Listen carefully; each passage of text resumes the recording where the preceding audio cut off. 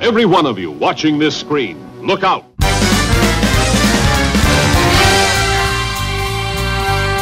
Anything can happen in the next half hour. What did I tell you about cartoons? They've got a lot of brains, and they've got a lot of chutzpah. Tell me how comic books make you feel, Dave. Surely you can't be serious. I am serious, and don't call me Shirley.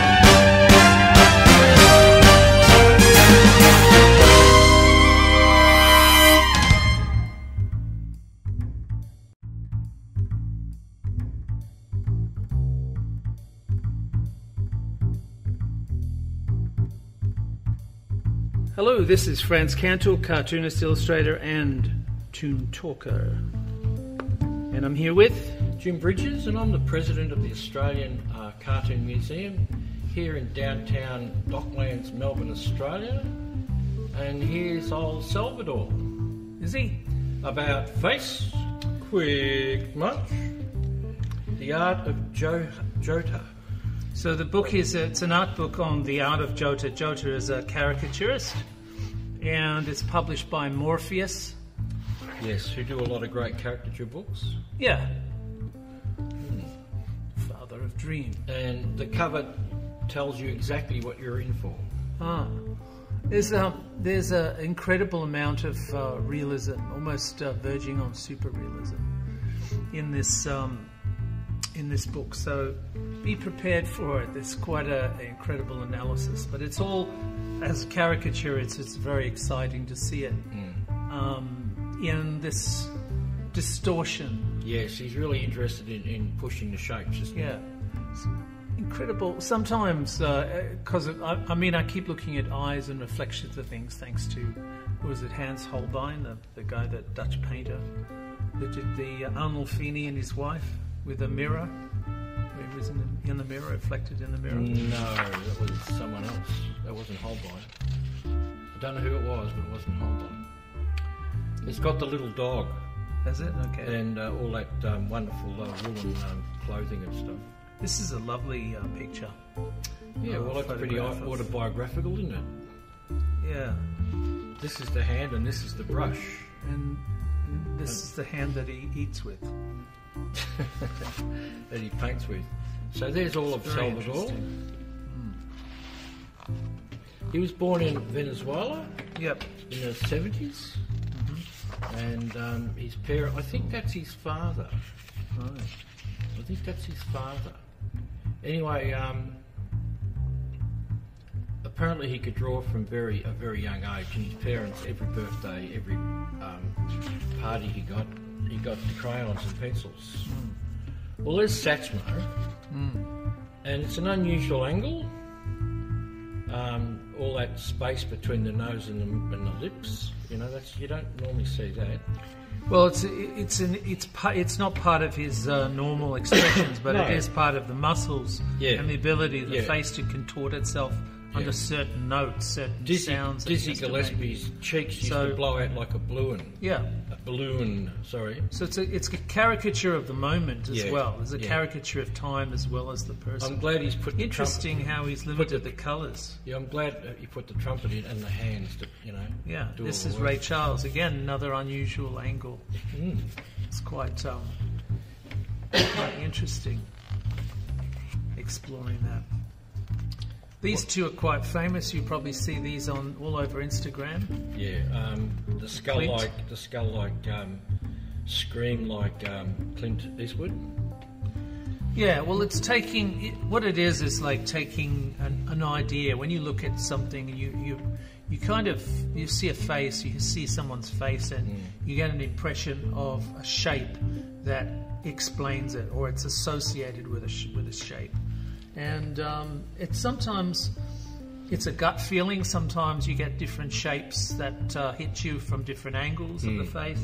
So the caricatures can tend to be very, very different depending on the angle of on what the artist can find as a way of extracting what do you distortion. Think of De Niro? This is great. Yeah, it looks a bit like that French actor. Depardieu. Well, I don't know. Well, the nose, bit of with the big nose, but I don't know. It's a nice It looks like he expression. doesn't really care about the likeness. He's actually going for other things. Well, as I said, the likeness is pursuant to the photograph that it's taken from, or the photographs that they're probably taken from. And it's just it's more impressionistic from that sense. Yes, yeah. It's an impression of the moment. It's just not all faces look the same from every angle or from every moment to moment. No, it's just that People's it's amazing faces change. in my interest in caricature. So many of the great pieces I've ever seen, a lot of them had their eyes shut, and the eyes are pretty important in explaining who the person is. Yeah, so these are more like explorations of unusual moments in time, caricatures of that.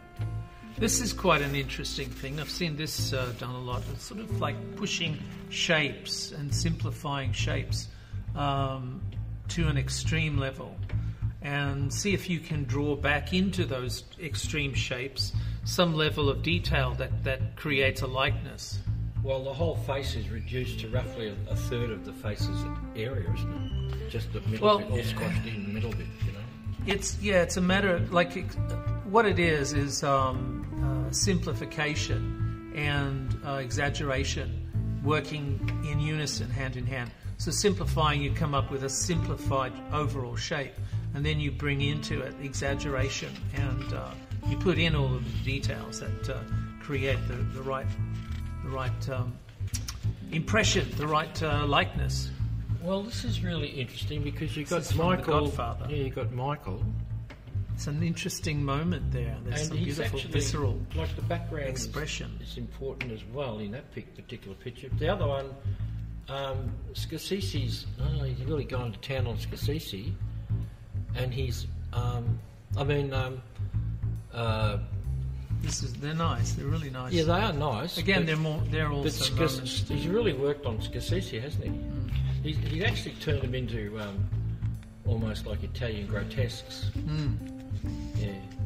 Here's another two very famous ones from Instagram. You'll probably see this all over the place if you do a search for caricatures. This is one of my favorites. I love anything that's unfinished. I'm really, really attracted to. So he's used the back of the brush here to draw in the edges of the lapels and the shoulder. This is looks like an oil on panel, oil on canvas, perhaps. But Like in many ways, it's like a. Does it tell you what they've worked in? No, but it looks like canvas, doesn't it? Well, I mean, this line, you draw it with the back of the brush handle. I've seen hundreds of Jack Nicholson's, but I've never seen one with that expression ever. Yeah, It's interesting when you see it, such a strong exploration of a person's face who you know really, really well. In an expression like that, it's really interesting. Yeah, well, this is again. It's more of a You stop and finding, like yeah, you you look s- at a photograph and you look at its opportunity for taking you on a journey of distortion and shape, But and you push it for all it's worth and try to get back into a meaning. But here you see him as the classical painter, more or less, creating something that has a more of a classical sort of composition for a portrait. Freud. Everybody with a beard, you can do that too. Again, a lot of these have been done Kruger-esque. by This is Kruger. Kruger-esque.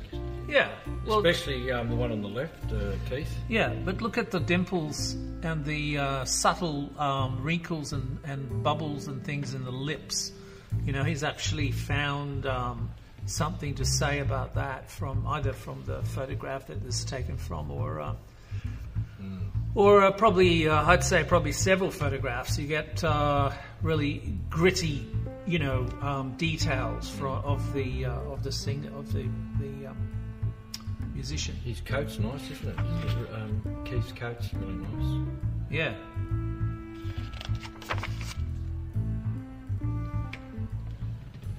There's a sketch too.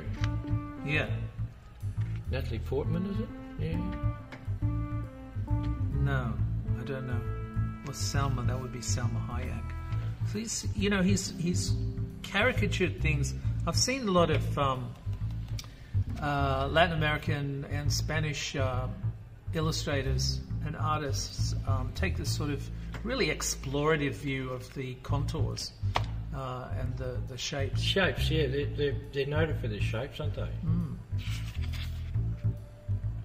Hang on, do you want to go back? Do you want to compare the nice. drawing with the finished piece? Yeah, it's pretty close. Yeah. So I don't think he's made any changes. Well, That's that's a beautiful portrait. More of a portrait than a caricature. Yeah. Although there is some sort of angularity and a choice of, but shapes. Which I think he's drawn him before, and he's really gone to town on him.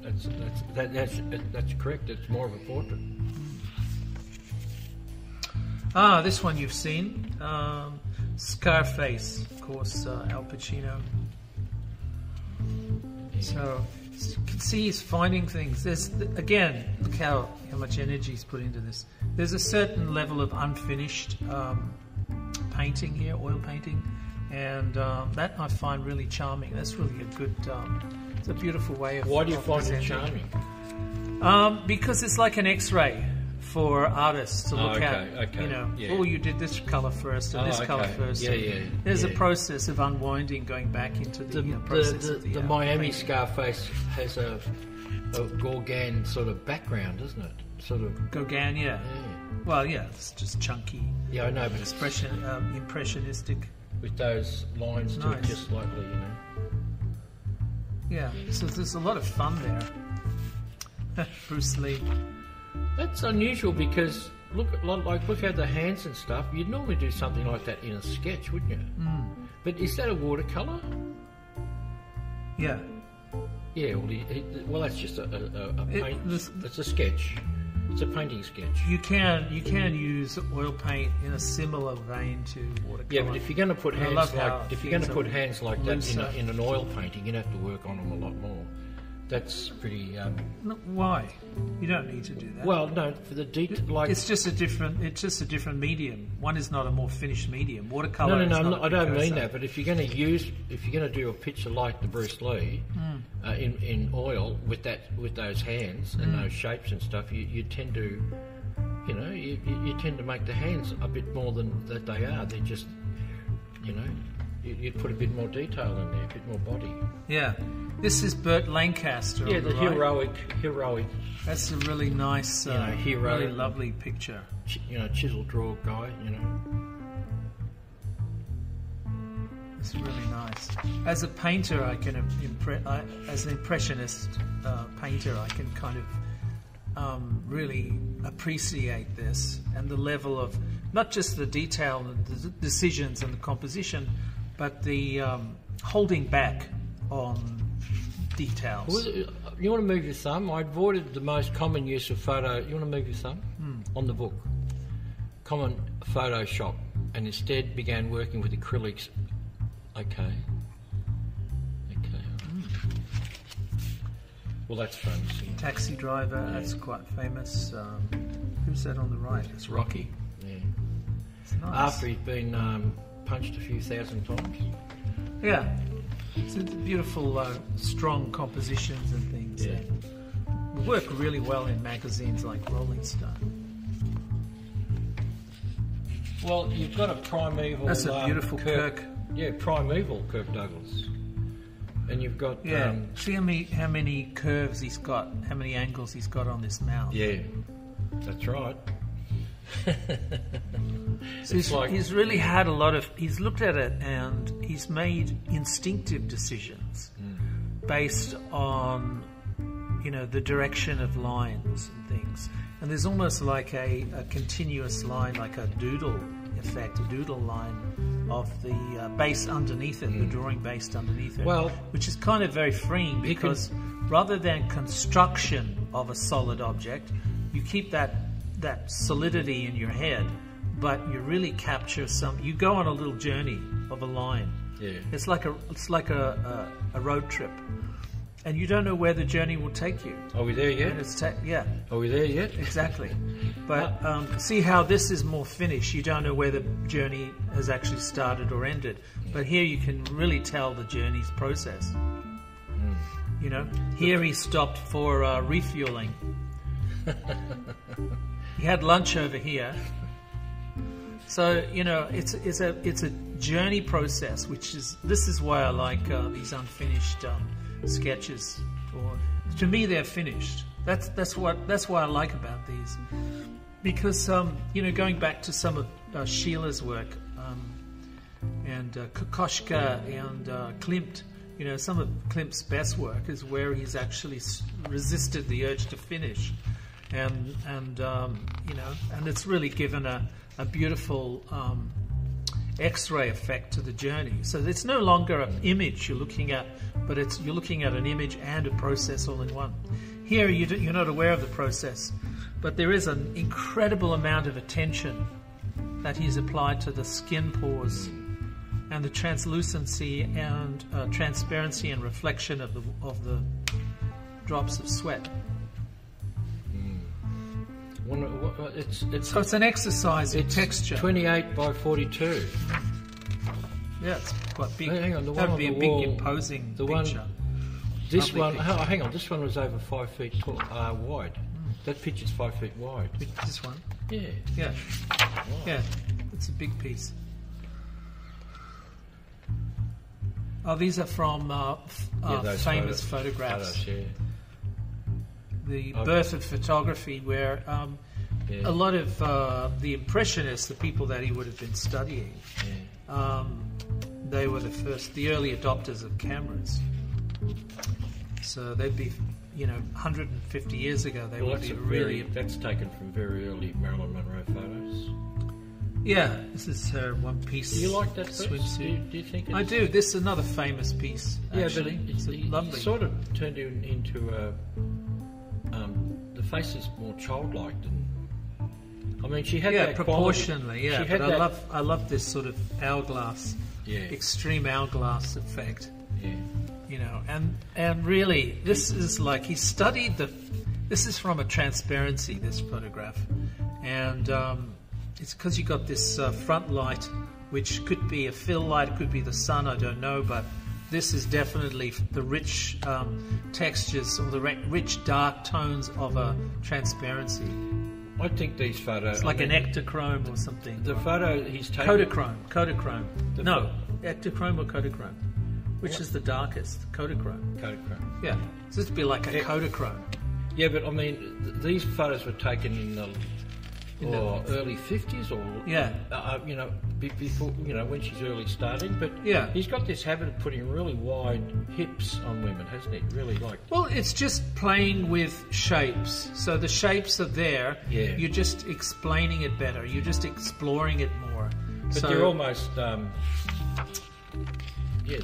not cartoons. They're still caricatures.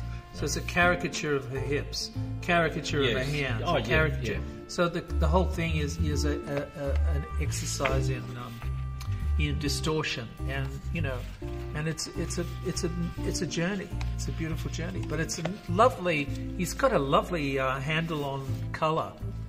Really understands color. And that's Elvis. Elvis the Pelvis. Yeah. And look at Racco Welch from the... Look at those hips thrusting at you. It's interesting. Look at his drawing of the good and the bad on the left. Yeah. And playing with shapes. And if you look at the painting, he's actually even shaved more off. Look at the hands. Look how relaxed. Well, he's found a way how to push those lines and still have the ability to create, you know, a believable and recognisable textures and tones and things. Well, there's more Jimmy with his ruffled shirt. Yeah. So, you know, I mean, today you'd probably do this with like a filter or something like that. You take photographs and you manipulate them. But this is done without filters. This is done by hand. So it's quite an exploratory exercise. Well, do you want to go back to the Beatles picture? It's interesting how he's moulded the faces to fit into the next face. The negative space. You don't normally see that, do you, in a group picture? These are beautiful. Again, you're going into this sort of impressionistic. Man, there's Wells and there's Peter Lorre. Peter Lorre from M. Yeah. And that's my old man. That's his father. It's lovely. It is It's got lovely. very It's very sensitive, lovely. beautiful. Yeah. And There's Teddy the Rough Rider Bully. Roosevelt. Teddy Roosevelt. Yeah. Do you know how he got his name, Teddy? He had a teddy bear. He shot a bear when he was a kid. He shot Shot a bear. bar. He Like- shot. No. like Davy Davy- Crockett. No. Davy He shot Crockett. a bear, but it had a baby. Oh, and he had a baby. And, he took the baby and home. someone actually did a cartoon of the baby bear suffering from some political thing, and then someone sewed a teddy bear, and after that, teddy bears. That's what they didn't have teddy bears until he came. Yeah. along. Cool. Look at this. This is great. This is a beautiful, a lovely example of the doodle line. It's incredible. Well done. There's something very visceral and expressive about these eyes, the reflections and the amount of detail and wetness he's able to get in there. Beautiful. Back again. This is a basketball great. So it really loves the moment, the photographic moment. It's very Captured, strong he'll and intensify it. Very strong and primal and animalistic almost, isn't it? Well, it's very focused. So the moment in time in a photograph, Yep. we kind of take it for granted. But what he's actually done is zeroed in on that moment and made it more poignant. Yeah. So this, in many respects, this is much, much better than a photograph. Well, that's even something as benign as this early pudding. John Lennon. Normally this is like a pudding, right? Yeah, It's like a pudding. It's bland. It's a bland photograph. Yeah. Front focused, a front flash. Really, nothing sort of expression. But he's turned it into some beautiful. It's into a beautiful 63 piece of John work. Lennon. And that's With Christopher Chris, Walken. Yeah. He gets the scream effect Yeah. again. But in caricature, you tend to make heads bigger, like Yeah. balloon heads, bigger and the body smaller. Originally, that was to make it more recognizable in the papers, in the press. Yep. But this is a case of the most expressive part of the body, of course, is the eyes, and that's a lot of sort of meaning. A lot of the narrative of people's stories true. are told through their eyes. They call it like the windows of the soul, which again is another way of saying that it's something really, really poignant and important in the human experience. The eyes have So this is a way of him exploring that, as a lot of Spanish artists have done. A lot of Latino artists have done that. Mick Mantis. You're just really good at So you turn looking at the thoughts of man, right? If you don't believe me, have a look at Goya. Oh well, you shouldn't have said that. This is a lovely, beautiful shape of John Lennon's Mick hair. Jagger is a mantis. Yeah. And It is a nice Lennon. And Actually, breaking away from faces It's an into interesting Michael Lennon. It looks Jackson's like feet. a Levine Lennon, Yeah. actually, and that's obviously Joseph just, that's Michael. David Levine. Yeah, David Levine. That's obviously just Michael Jackson. Oh, that's very funny. This Yeah. whole page, yeah. Bazooka Betty and This is a series. Okay. yeah. Look at the rough. This is more like pop art now. Look at the rough. Yeah, this is a beautiful thumbnail sketch. You're getting all of the shape and the expressive nature of the lines, Yeah. and that includes the lines inside the motorbike. So the motorbike itself is a caricature. Yeah, that's right. That's right. You're looking for opportunities to explore. Ah, This has been done by a Brewster, few people. Brewster Cockburn. Kruger's done a beautiful True Grit. And look at Jack. That's Jack Palance, not Jack It's a Wilson. really lovely. That's Jack Palance, not Jack Wilson. Pick up the gun. Pick up the gun. Yeah. And look at the rough drawing. The Yeah. rough, it's great. Yeah. It's sort of, he goes from tightening faces to flattening them. Yeah. Rolling Stones and the Beatles together at last. Yeah. Here we go. Very nice. Well, he's missed John. They look like burnt matches. Yeah. He's missed John, and George is a bit over. Well, he's chosen a different expression from a different photograph. Yeah. So I'm thinking that's pretty accurate to the photo. Yeah.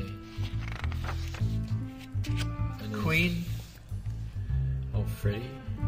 This is beautiful. I love the contrapposto. Actually, so do I. I think that's beautiful shape. I think that's better than the That's painting. like David Levine. David Levine has this beautiful sense of balance. And, And this is him going berserk and creating something new.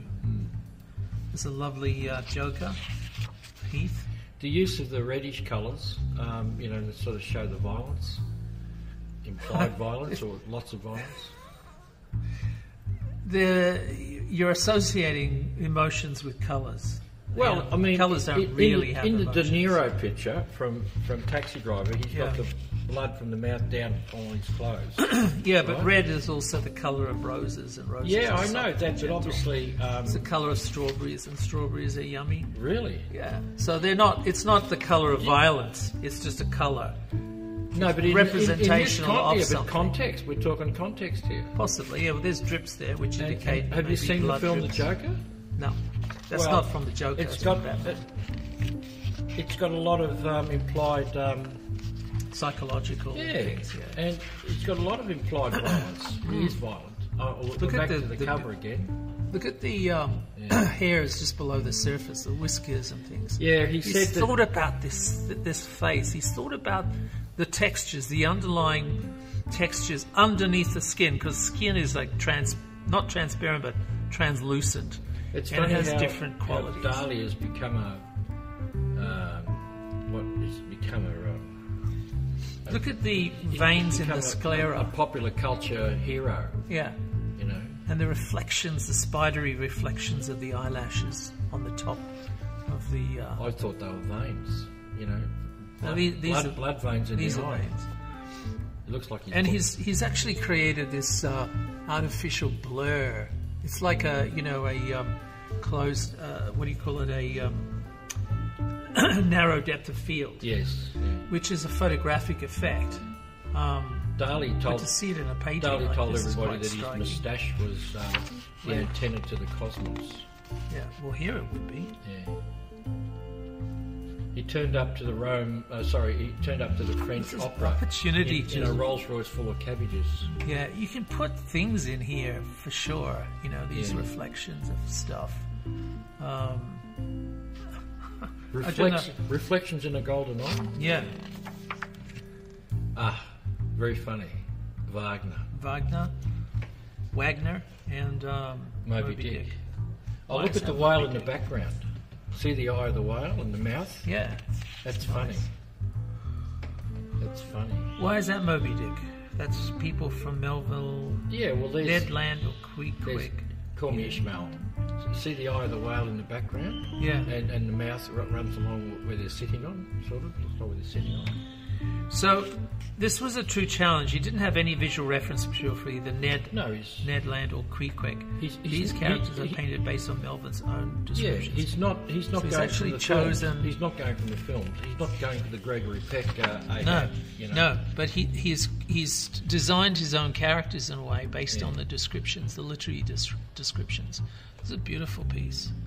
He's turned the Wagner's almost like a Titian, isn't it? You know, that famous Titian of the Cardinal or something. Yeah. And there's another more staid. Yeah, that's Wagner. Wagner down there. But he's had a bit of fun with him. Yeah. I mean, he was a revolutionary in his time, and in the painting, he's just an old master. Yeah. Well, that's capturing the I feeling love of jazz, this isn't beautiful use of the he? Married with children. off-centered composition, which you may be inclined to think, oh, well, there's the Fibonacci spiral at work. Not really. You keep your Frankenstein. Fibonacci's to yourself. It's Karloff's Frankenstein with the Well, that's makeup, great. the heavy-lidded That's great eye, the lighting, prosthetics. Isn't it great lighting? Look how beautiful. Look, he's done a blur, Yeah. a blurry effect here, and he's just created something that is incredibly evocative. I think that's the best Bride of Frankenstein I've ever seen. Elsa Lancaster. This one, yeah. Yeah, I think it's the best I've ever It's a seen. beautiful lighting in there. That's lovely. Yeah. He's Look at that really strong studied neck. the Goes light. straight down, like Yeah. a lot of great characters have, they sort of set up the head with a really strong neck, Yeah. These are well, that's that one there. These two are beautiful, absolutely beautiful. Looks like Alfred E. Newman's dad. Look at Nosferatu. Yeah, this is Look really at Brando. good. Oh, look at Brando. It's got the effect of... These are great. Look at that, Brenda. Yeah, look, it's got the effect of... Clemenza, is that one of the little guys in the film? Probably. In The Godfather? Yeah. This is Humphrey Bogart. Humphrey Bogart, yeah. But beautiful. it looks like... These, I love these. If you run your face along the top of a photostat machine while it's working, Yeah. you get that in the Don. Oh, there he is. There's that. Yeah, that's very famous. Skull-like thing again. You've seen that? Steve McQueen. Yeah. But he's really, really gotten in. He loves eyes. Yes. He's very good at eyes. Well, he's very good at textures. Steve McQueen, But was he's really, really, famous. really good at capturing the colour that is expressed in 1960s film. Okay. Yes. Because that is like, I've only got like... We're back to Kodachrome, are we? Yeah. Well, I've only got like stereos of Marilyn Monroe and Steve McQueen. A book of like stereo Kodachromes where you get this, side by sides. Yeah. I like his Marilyn. And the colours are rich and I prefer beautiful. that Marilyn. Prefer that Marilyn. Look at that hair. Look at the great big. He's had fun with the hair, hasn't he? Yeah. He's trying stuff out he's never done before. That's probably a big painting too, I'd say. Quite big. Doesn't tell you, but quite a few feet. Oh, but he's missed her. He's missed Audrey Hepburn there. He's nearly got her. I mean, we know who it is, obviously. Yeah. Oh, yeah. But again, look at the colour.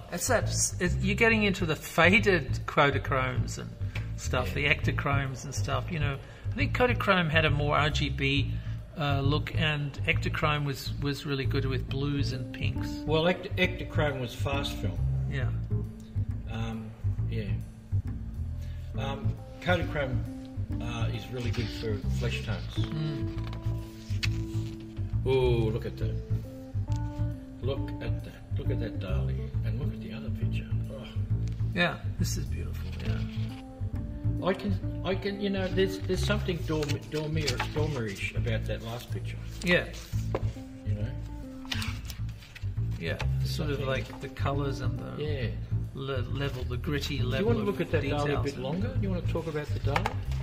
No, I'm not really a big fan of a lot of Dali's paintings. No, but this is referring to, it's obviously one of his paintings in the background. No, it's I don't know. Yes, probably the landscape, because he had that water. Or the photographer is kind of referring to it. I'm just looking at the... But it's a caricature of the angle of the nose. This is quite a famous photograph of Dali that this is based on. Yeah. So he's actually used it and explored all of the different levels, the proportions and the shapes and things. Yeah. So, it's almost a doodle effect. Like you start somewhere and you don't know where the journey will take you. Yeah. But there's some really interesting, as a style, or as a illustration style, it's really, really great idea. But I would prefer it rather than exploring a finish where you actually hide the journey. Yeah, I prefer the unfinished side where you can actually see the whole process in X-ray. Because it's teaching you something, isn't it? Yeah. Yeah. So I really love these because also you're aware of the energy of the brushstrokes. Yep. So it's the hand of man versus the inscrutable eye of the... sometimes you walk in on someone who's working on a artist. piece and you say, that's fantastic, it's not finished yet. Then when you see it's finished, it's sort of lost its... It's lost its energy. Yeah, energy, yeah. It's lost its because energy. you slow down in the end, don't you? Well, I think what you were saying, you cover it up. You cover it up, cover it up, yeah. See, there's a lovely... there's a way of, because these are just unfinished, the decision is made on the spur of the moment to create create the distance between the eyes in Wells. Yeah. He's really pushed it. It's very good. It's really Wells, isn't it? It's a great picture. So, The Art of Jota.